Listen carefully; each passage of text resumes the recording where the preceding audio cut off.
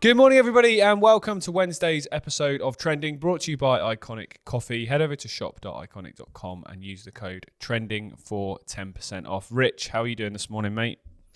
I'm good this morning. Lots of screaming children here early in the morning. So it was like, what did they were? Yeah, it's true. Yeah, I should have put that in there. Shouldn't I? Not in the basement. It was like basically a free wake up call alarm in the morning. But we've settled down now, so see what happens. Fun and games, mate. Fun and games. Young kids. You'll miss it all when it's gone. We'll miss it all when it's gone. So Yeah. what are we going to talk about this morning that's going to give everyone a real lift at the start of their morning? Well, the first things first is military AI. It's everywhere, isn't it? I mean, it really is everywhere. The narrative that we're coming out with now is that they're all against each other. When you look into their funding, there's so much cross-sharing of funding, especially from the military to these AI companies. And we all know that the likes of Zuckerberg and Musk, and they're all friends, and Peter Thiel, and they have pretend fallouts and WWE style writing where they all fall out and goodies and baddies. Military AI contracts awarded to Anthropic, OpenAI, Google, and XAI. Also, XAI, after it went a bit rogue and apparently a little bit anti-Semitic, although that's not what Semitic means, but let's just go with it anyway because no one really wants to look into the actual meaning of the word.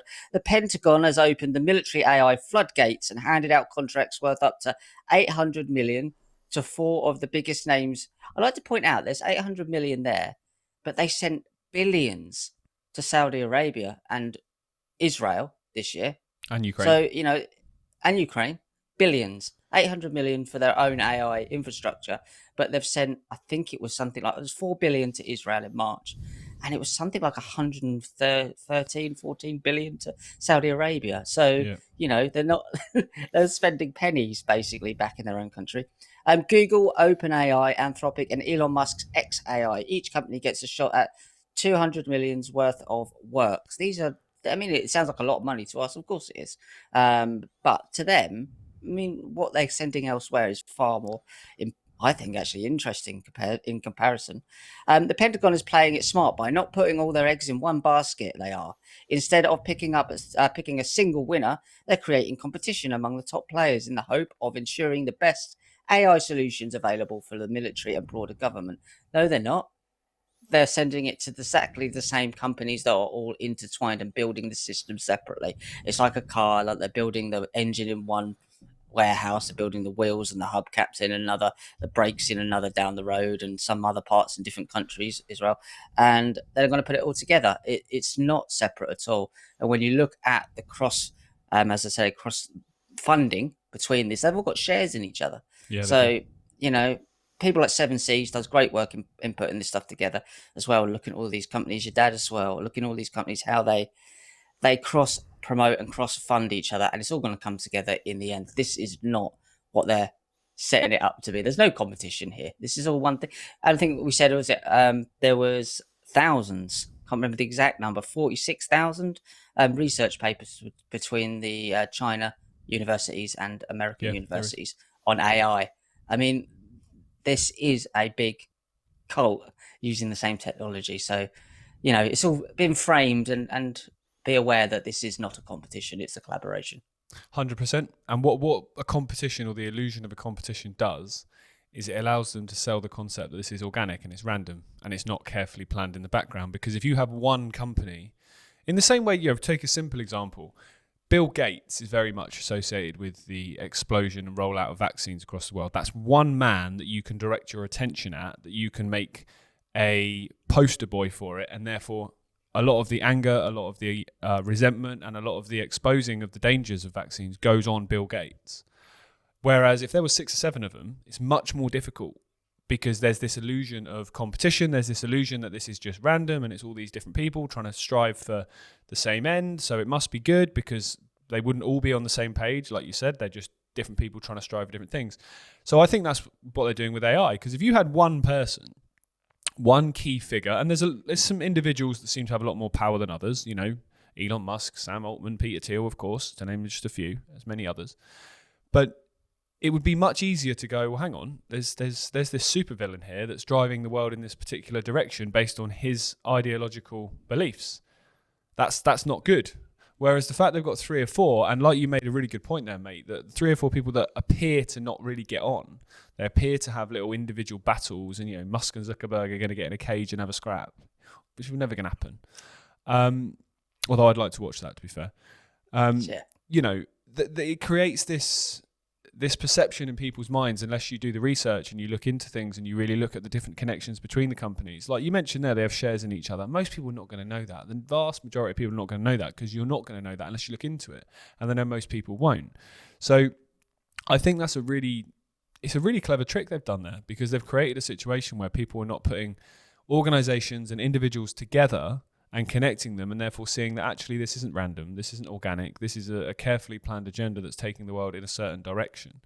So I think it's very, very important, like you mentioned, the work that TJ does, that 7Cs does, to get this information out there, that obviously David does, and other people that do in terms of the connecting of the different people and different organizations that appear disconnected and random. I think that's incredibly essential to highlighting this story. It is, yeah. On another note, like Elon Musk joined in with the Qatar National Sovereign Fund, Wealth Fund, and they've got a percentage in X, Twitter, whatever you want to call it. So that's the Qatar Wealth Fund. He's seen there with Jared Kushner, who's a Hamadnik in Qatar, meeting with all these Saudi royals or whatever they call themselves now. And then you have then you have Donald Trump meeting with these guys in Qatar tonight, I believe, and people, some alternative medias are calling that out. But this has been well known for a long time. So as you say, it is all interconnected, and it will be literally connected very soon if we don't point this out. Well, if you ever want proof that everything is connected and that people play their different roles, is the conflict that we're seeing in the Middle East at the moment, well, the genocide we're seeing in the Middle East at the moment in Gaza. Well, all the Hamas leadership are based in Qatar. All those people that are supposedly behind Hamas, that are not in Gaza facing the repercussions of Israeli missiles and Israeli tanks and bombs, they're sat in Qatar. While at the same time, Trump's taken a plane from Qatar. He's heading over there like they're all bosom buddies. They're, Iran's attacking an airbase in Qatar, okay, an American base, but in Qatar, and it's all, it's had condemnation of that and so on. I've not heard once from October 7th onwards there have been discussions about the Hamas leadership in Qatar being extradited, arrested over there, or anyone putting pressure on the Qatari regime to turn them over. I've not seen it, because they're playing their role. They're doing their role. And without that, what they're trying to do in the Middle East, they couldn't justify, or couldn't even attempt to justify. It's all a game. They're all playing a game. And unfortunately, most people don't realise that, hence why they get played. Right, this is a really interesting story, and this is a sort of evolving story. So we're not gonna conclude anything in this discussion. We're gonna just conjecture about it and see what you think, because we've spoken for a while now about air travel and about the fact that they want an end to air travel. They want an end to travelling of people. They don't want a 15-minute city so that you can go on holiday in Australia. They want it so that they can keep people in a fixed place. They obviously using justifications like climate change and stuff to try and, at the moment, either price people out of travelling because of additional carbon taxes, or bully them perceptually into not wanting to travel because they think they're destroying the world.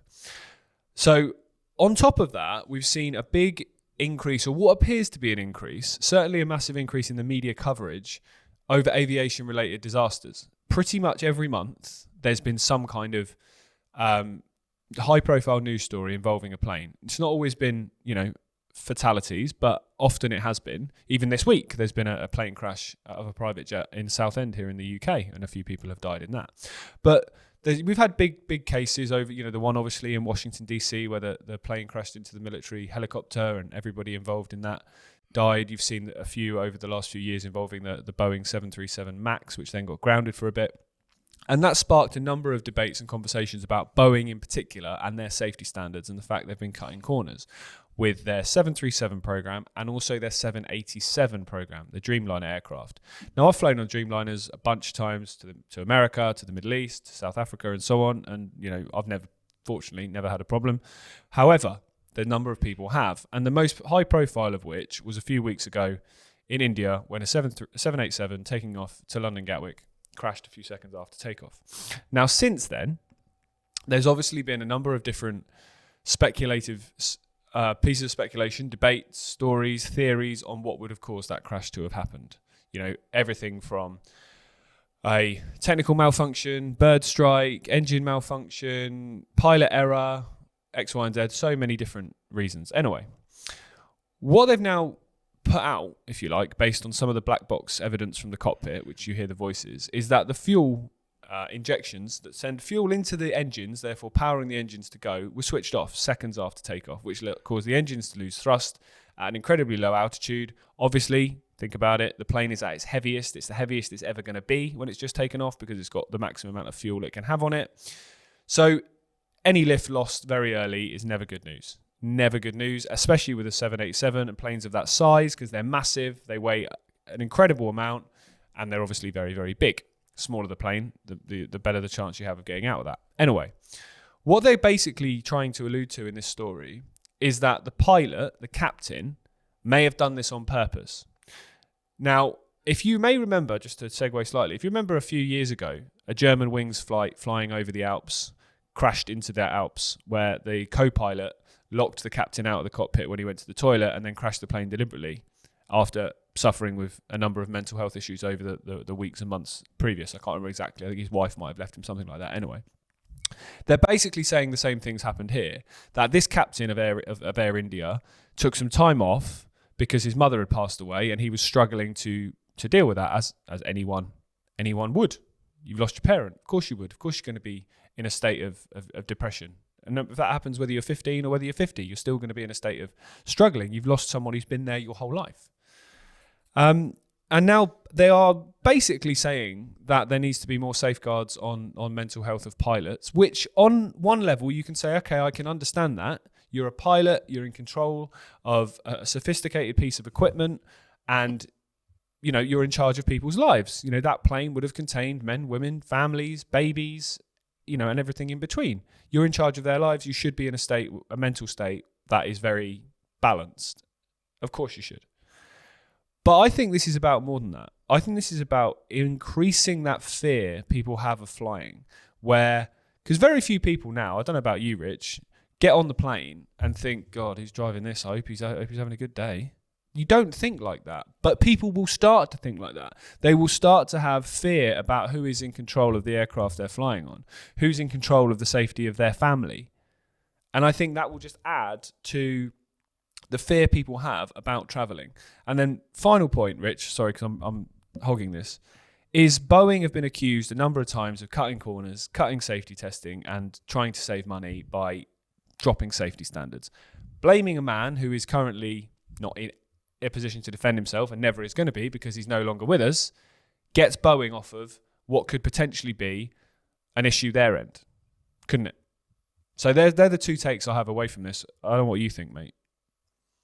Especially with your last take, I think that is probably the most sensible conclusion to come to, is that they're just trying to blame one man. I mean, how long have we had flight for since the brothers did it? It's how many people have? Everybody has mental health issues. That's having a mental health is like physical health. You have issues with it. Everybody gets depressed, and you can go up and down during the day, depending on what you've eaten, depending on what you've seen on the telly, depending if your partner's had a go at you, or you've had a go at the woman across the road, or it could be anything. So mental health issues is just a blanket all term that everybody has mental health issues. That's the part of being human. Yes, there's extremes. He was suffering from depression. He didn't, from what we know, he didn't delve into drug use, and he was off his head, wandering around the streets with his slippers on and his nightie on. He was depressed because his mum passed away. But how many other pilots have been depressed because their parents or loved one have passed away and gone and flown a plane even? That's absurd. Totally absurd. He did. So say he did it on purpose is an absolute disgrace to his own family. Yep. They've just lost their nan, their mum, themselves, their brothers and sisters. To say he did it on purpose is absurd. People make mistakes. Things happen. He was depressed, perhaps because he lost his mum, but that happens to majority of us if we're lucky enough to still be alive and see our parents get into elderly age. So it's a nothing point, really. Yeah, it is. You're not talking about being schizophrenic. He's not he's not going off on one. Being locked up and put in hospital for 4 weeks before he was allowed back into work. He was depressed because his mum passed away. That makes no difference. Some people get depressed, and I know for myself, I work when I feel down. It makes me feel better. So, it's a nothing point. I think what you're saying towards the end, in terms of Boeing, is just passing the buck. And you mentioned earlier about using certain people like Bill Gates in the vaccine thing as a shield in terms of directing all of your blame to one thing. They do it with corporations and companies. You can blame the company. It's a dead entity. It doesn't matter. In this case, they're just going to blame the pilot and find any, possibly small incident that they can find. We all have mental health issues to varying degrees in our life. That's because life is hard. And we're the lucky ones in the West, I think. Well, some of us anyway, and some of us not. If you look at the streets of London, it's such a nothing point that I don't, other than just covering their own back. It's crude at best. Well, they've done it so many times, haven't they? They did it with MH370, the plane there's still obviously lots and lots of questions about what happened to that, and they tried to blame the pilot for that originally, didn't they? And they still do in some cases. They've not reached a conclusion that exonerates him. But I think what you do with situations like this, like the story says, we shouldn't jump to conclusions. However, by putting out different pieces of information, people are going to jump to conclusions. What I think they do a lot in situations like this, and in many, many situations, is they allow the speculation to become rife because it muddies everything. And they almost don't care what you believe. They just want to make sure it's not what really happened. So by letting out lots of different theories and concepts, it just muddies everything. You can apply it to the bigger elephant in the room of the last few years of COVID. They don't mind whether you think it's 5G or whether you think it's Wuhan lab leak or whether you think it's a bioweapon or whether you think it's a bat in a wet market. They don't really care. They just don't want you to look at the fact it never existed in the first place. So whether, with this, whether you believe it was the pilot, whether you believe it was a bird strike, whether you believe whatever, they just don't want you looking probably in Boeing's direction, which is that they undoubtedly put planes in the air, that there is a long, long list of question marks over whether they're safe and airworthy. There is. Long list of it. I flew on a 787 4 days after this crash. And we were on the runway, and the captain came on and said, we're just going to taxi back because the brakes aren't working. Which I'm glad he did. I'm glad he did that on the runway rather than when we came into land in Spain. But it just goes to show there is clearly issues with planes. I've flown all around the world on a combination of Boeing and Airbus for the last 10 years. And I'll tell you what, I feel a lot safer on an Airbus plane. I'll just leave it there. Anyway, right, moving on, Rich. Moving on, speaking of mental health issues, Donald Trump says Obama ex-FBI director James Comey made up the Jeffrey Epstein files. I mean, bless him. Let's have a look at this clip. I mean, this is some desperate stuff, isn't it? No, she's given us just a very quick briefing, and in terms of the credibility of the different things that they've seen, and I would say that, these files were made up by Comey, they were made up by Obama, they were made up by the Biden, we went through years of that with the Russia hoax. With all of the different things that we had to go through, we've gone through years of it. But she's handled it very well, and it's going to be up to her. Whatever she thinks is credible, she should release, yeah. So, you basically pass laugh, the buck. You can't help but laugh. I mean, the absolute arrogance to come out and say, who cares about this? This is boring stuff, as he said in another interview that I saw this morning. I think the victims... the survivors care, and who are you to tell the world what they should and shouldn't care about? It's not down to you. Do your job. You've been put in place to uncover this thing, and you ran on this, and ran on uncovering the JFK files, which you did nothing of. You just repeated stuff that people have been writing about 30 years ago. So President Donald Trump made the claim that the Justice Department files convicted sex offender Jeffrey Epstein were made up,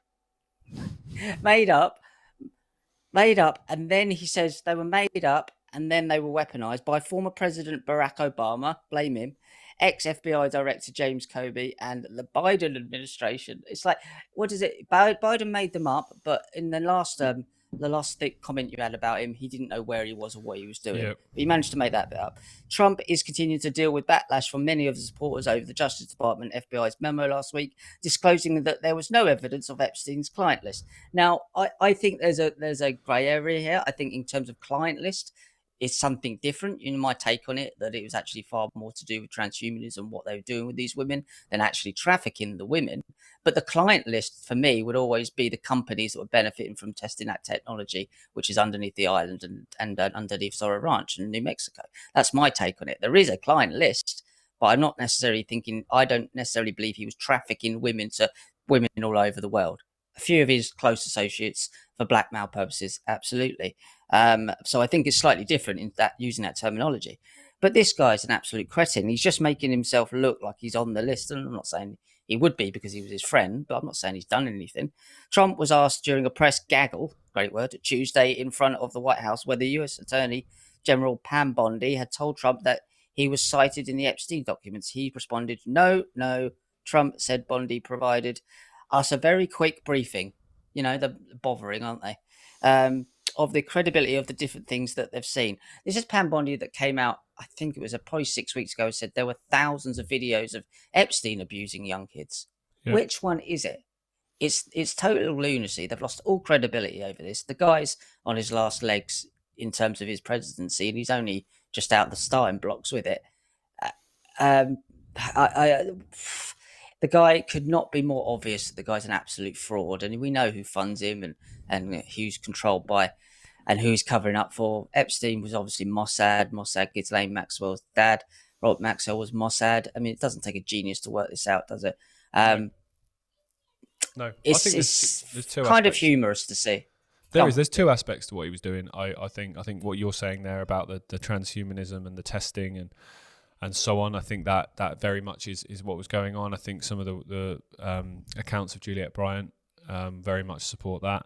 I also think the other angle on it is that he was running a blackmail operation on behalf of Mossad, and it was a way of getting people compromised and then them doing what they're told. Because, it's very easy to ask a simple question. Why does the intelligence service of a country in the Middle East that is you would barely find on a map in terms of its size compared to others around it, why does it have such an influence globally? Why does it have a very small population in certain countries, yet it seems to hold a lot of positions of power and influence? And I'm not talking about the greater Jewish population. I'm talking about people that would identify as Israel first. Like, you look at Trump's cabinets, full of them.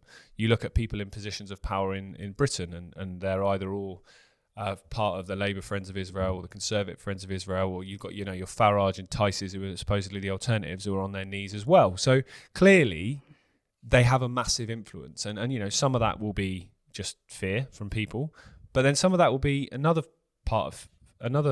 example of fear, which is fear of what? And it's fear of the repercussions of not doing what you're told. So there's fear of the repercussions in the sense of like a smear campaign, like they did with Jeremy Corbyn. And there's also fears of the fact that you've actually done something and it's on camera and there's photographs and it's there and there's audio and your career's over and your life's over and your freedom is over if you decide to stand up against them. So I would suggest that there's two elements to what Epstein's doing, and that's why one of the reasons they don't want it to come out is because they don't want people in America to understand the influence and the hold that Israel has over American politics. I don't think they even want to go there, because at the moment, still a large proportion of America, a lot less than they were previously, but a large proportion of America, particularly the Christian right, which is Trump's natural base, see Israel as, this beacon of democracy surrounded by all those nasty Muslims in the Middle East. That's how it's sold. And therefore we have to support them. We have to pick them up. We have to give them military aid. We have to give them economic aid. We have to defend them, all of those things. If that goes, without America, Israel falls in a day. So it needs that perception of that. So I think that's a factor. And also, like you say, Trump was friends with him. Trump was almost certainly on the list. He was almost certainly involved. And, it's dodgy when Kevin Spacey's tweeting like he was yesterday. Just release him. People like me have got nothing to hide. Well, Kevin? 3 people are dead that accused you. 3 of your accusers are dead. There's a few questions there, Mr. Spacey. Say that. Yeah. There's a few questions there, and a lot of people that have worked with you would probably have very different different ideas of your morality. Morality and whether you're a nice bloke or not. But we'll leave it there because, you know, we'll probably get sued and we'll probably lose because, you know, he's got much bigger lawyers than us. Anyway, right. Final story, mate, because this is related to this. This is in many ways, this is related to this, which is the twisting of information and the twisting of perception to create a certain outcome. Now, here in the UK, there has been really for the last decade or more an attack on what you would say is the sort of indigenous culture here in Great Britain, where people are made to feel that they are racist for having some kind of patriotic mindset. And this has changed so much. Like, for example, if I think back to when I was a kid and you had football World Cups, you had football European Championships and so on, it was really common practice to see people with those little plastic Union Jacks or plastic St. George's flags on their cars. That was like, you know, more common than it wasn't during those periods. People were wearing football shirts everywhere. You know, it was quite patriotic. Whether you believe that's the right thing or not, whatever, it was.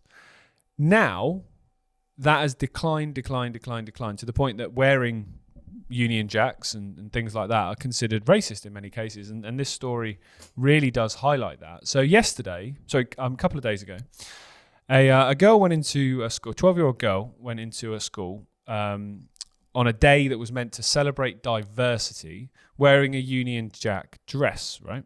Similar to what one of the Spice Girls did. I think it was Baby Spice, wasn't it? In a famous Jerry. famous music video all those years ago.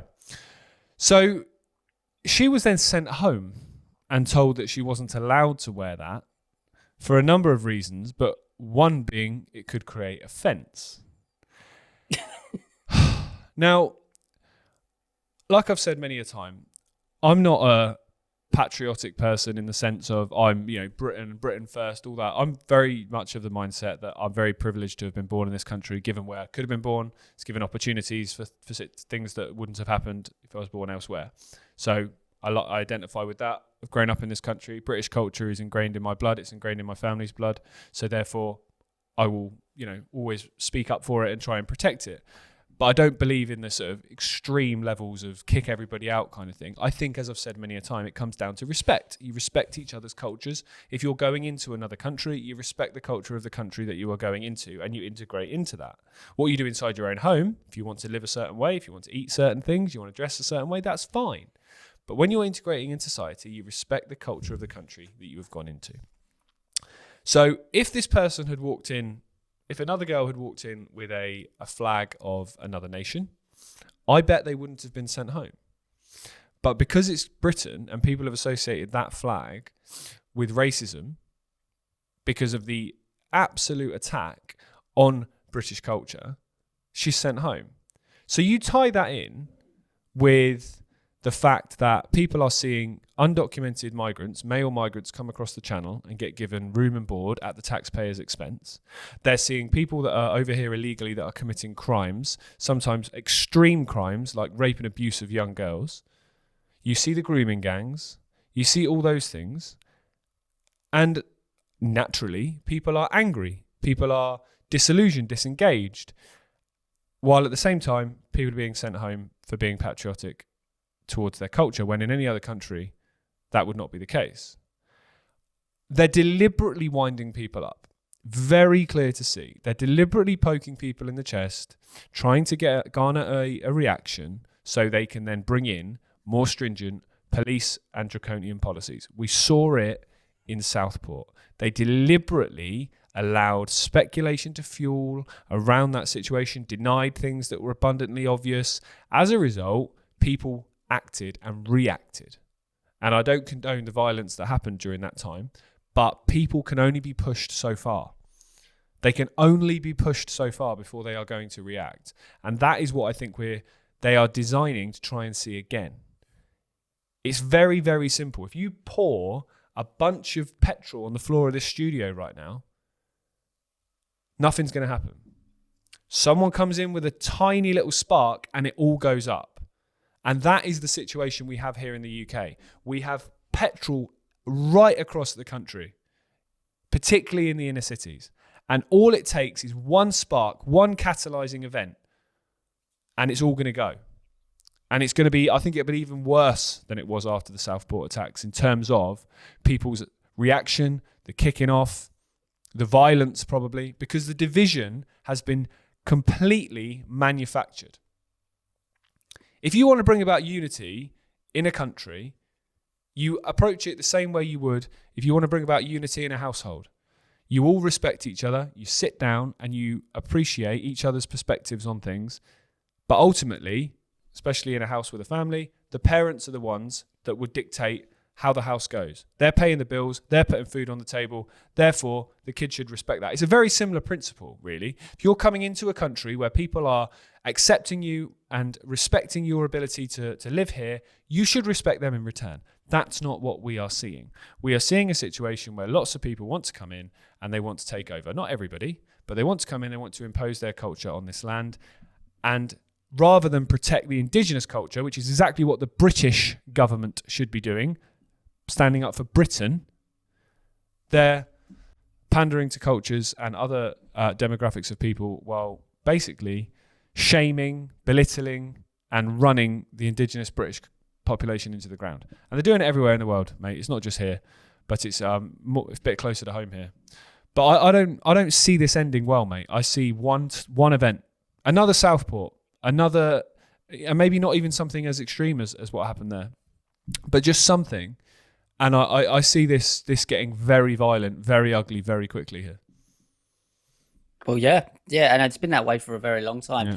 The absurdity is, I'd just like to add to that, they also banned or sent home some kids that were displaying St. George's flags and the Welsh flag. Yep. Now, the absurdity, the inversion of this is that the Union Jack represents the most diverse group of countries you could find. That's the point. There's so many different, welcoming so many different people from elsewhere into this country, so many different religions, so many different faiths and ideologies that it's an absolute mess. So what she's actually wearing is the flag of probably the most diverse countries in the world for probably its own demise. And then she's actually celebrating diversity by going this country, these set of countries that are in the Union Jack, they allow everybody in. Yeah. It's quite funny, really, when you look at it like that. Not that the teachers would understand that, but she's actually celebrating the most diverse country. I'm not saying it's a good or a bad thing. I'm saying that's a fact. And everybody who is Britain first, and I agree with many of the sentiments, not to the extreme of what many of them talk about, but some of them I do agree with. Of course, respect to other people's culture. It's completely true. But what she's actually doing is going, well, this is the most diverse thing I could probably wear because we let everybody in. So I find that quite funny and humorous in that way. But you're absolutely right. They're gaslighting people into this fight. And this is just ready to go. And it has been for a long time. And I'm surprised they haven't pushed the button on it yet. But, I mean, they will do at some point. And they want, obviously, East versus West. So you're going to have the Muslims against the British, the behemoth against the Leviathan. We've said that before. This is just not ready to go just yet. And then we have the issue of what we've said about in the past, sleeper cells in the bigger cities. I think that's some truth to that. I really do. And that's why you have military edge men. You also have just there's a lot going on here. You also have people that will just get pulled into it. People that will get pulled into it because they don't see them like a lot. Here in Derby, when the riots were kicking off after Southport, there was a big call for a sort of a gathering at the area in the southern side of the city called Normanton, which is mainly populated by Muslims, and there was a lot of Muslims came out on the streets being like, we're ready for you, come on in, and nothing kicked off, fortunately, because it didn't. However, a lot of people that would have been there wouldn't have been of the extreme mindset. They'd have just been there going, well, my safety and my ability to live here is at stake, so I'm going to stand up and fight for it. And they'll get pulled into things in the same way that some of the indigenous Brits will get pulled into things. Some of the people that went and threw rocks at migrant hotels and called for them to be burned and so on, they're probably not extreme people. They got pulled in by extreme situations.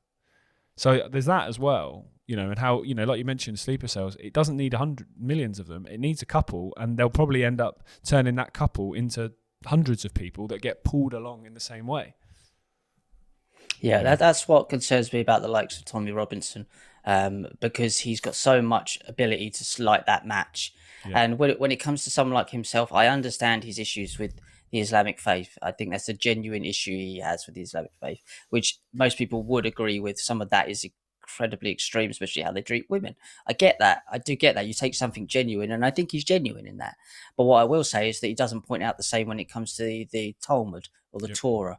Or the Or Old you Testament. know, you've got Old Testament. You've got to put it both ways, because there's both two sides to this. It's just as bad and just as horrific, maybe even more so. So he is someone that could light that flame there, and that's what concerns me about him. I don't know him personally, but he does then put that power in his hands, whether he likes it or not.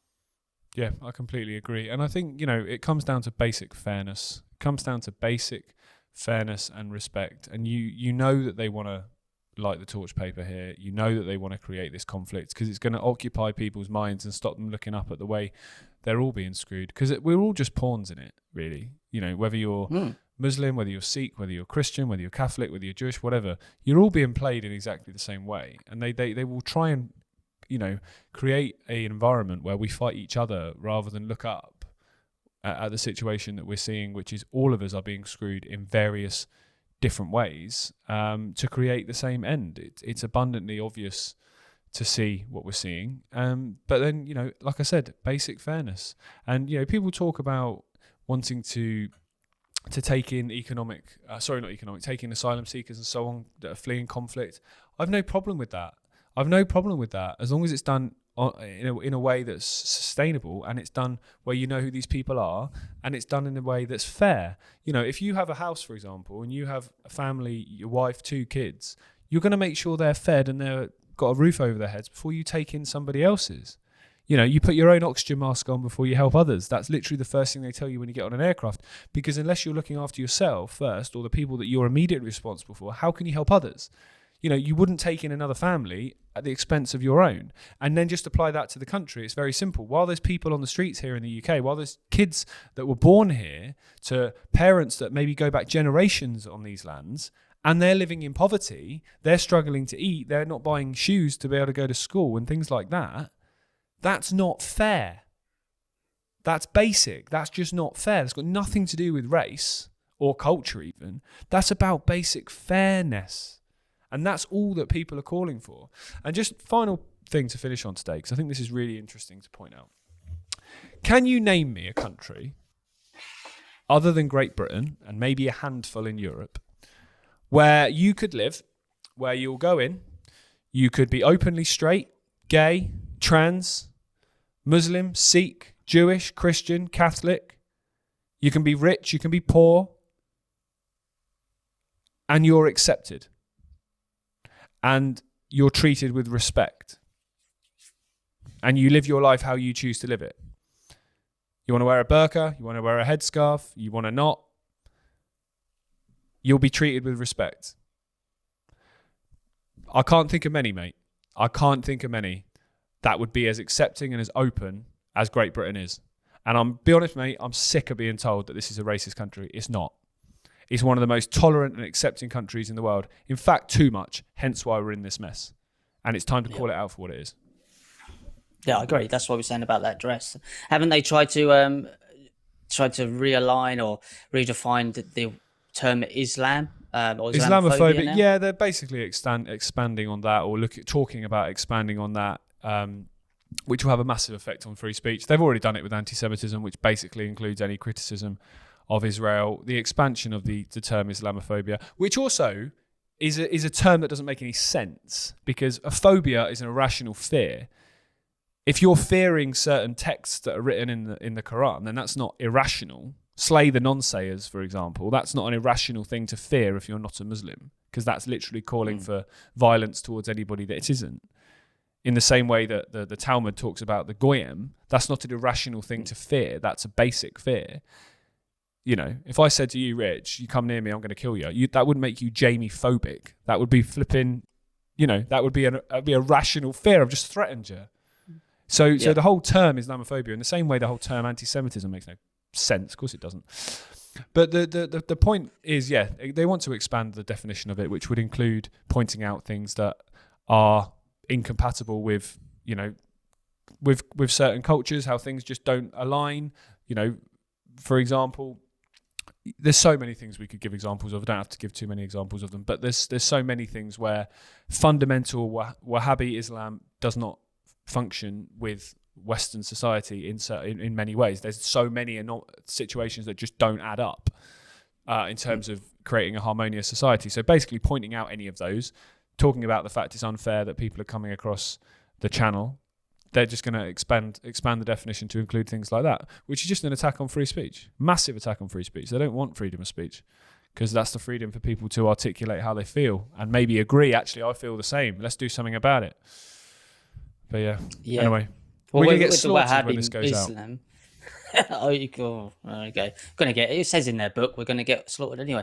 Wahhabism, that comes from Turkish anyway. That comes from the same place as the Sabbateans. Yep. So it comes across there. So I wonder where it's all coming from. It's the same ideologies, the same hidden ideologies throughout all of these faiths, mate. We know that, but we keep pointing it out to people. Given they don't seem to like each other, they all have a lot of similarities, don't they? Yeah. Which is do what I say or else. Anyway. Right, thank you very much for joining us this morning, guys. As always, the show's brought to you by the Iconic Coffee range. Head over to shop.iconic.com and use the code TRENDING for 10% off. Just a quick one. We're excited to say, I don't know how it's happened, but our original YouTube channel is back. So we're going to keep the new one, and it's going to be called Trending on Iconic from now on. Same URL, etc. So trending episodes will go up there every day as normal.